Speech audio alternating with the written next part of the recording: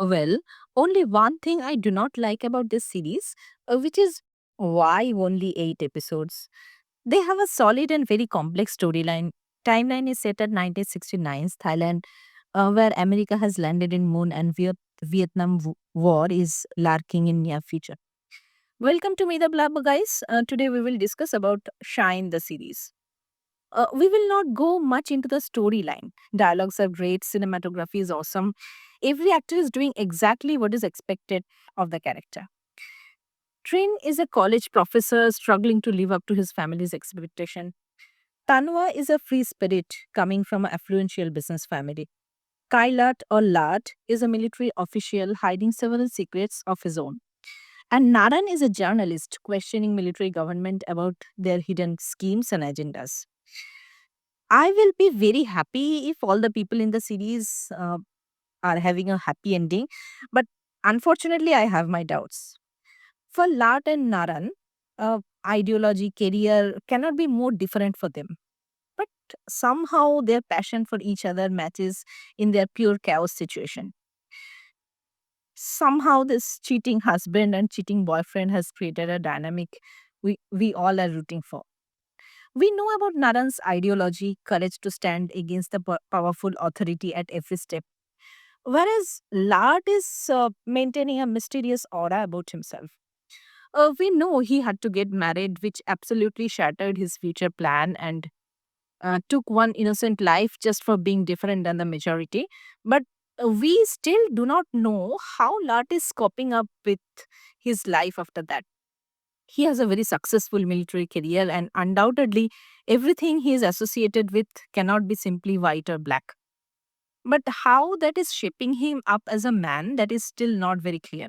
He avoids his wife as much as he can.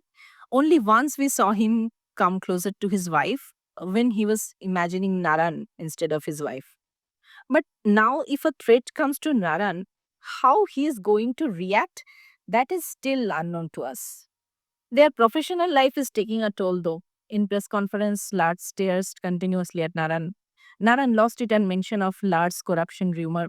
Both Lard and Naran have started to give each other benefit of doubts, but their path is definitely going to get bumpy very soon.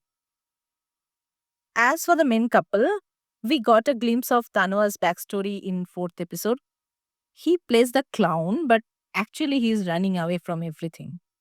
Every other person here is having a hard time maintaining their career while being in love, except for Tanwa.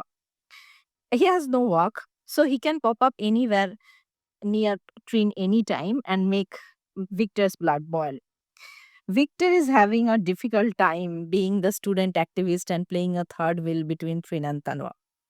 His future is also doomed, I think, as Trin's eyes only lit up seeing Tanwa. Tanwa crashes Trin's important meeting to deliver a love note, but still labels their relationship as only good friends.